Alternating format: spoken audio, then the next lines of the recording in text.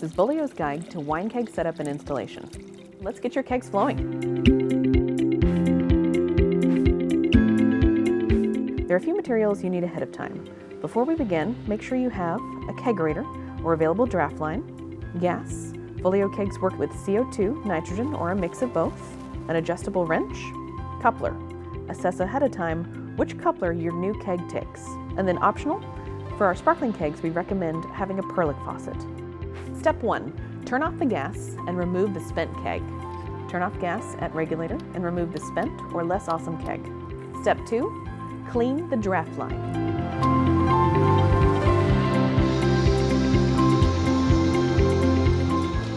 Clean draft line to be used for installation.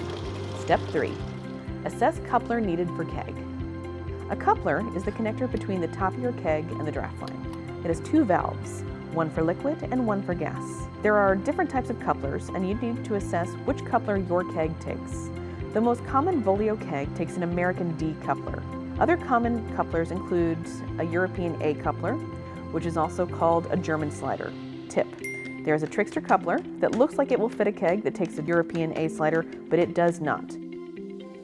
Don't be fooled, and make sure your European A coupler slides on from the side. Determine if you need to change your coupler for your new keg. Step 4. Connect the tubes to your new coupler. If a coupler needs to be replaced to install the Volio keg, please ascertain which line connects to the gas on the current coupler and which to the liquid. Then disconnect the valves. The coupler will have the gas and liquid inputs labeled. Reconnect tubes to the new coupler. Adjustable wrench recommended for this step.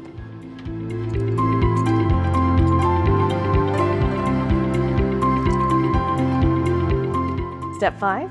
Secure your coupler. For an American D coupler, twist the coupler into the top of the keg for a secure fit. For a European A coupler, slide coupler edges along the keg for a secure fit. Step 6.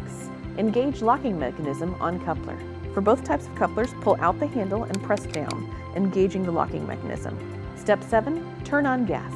Once the coupler is secured and locked, turn gas back on.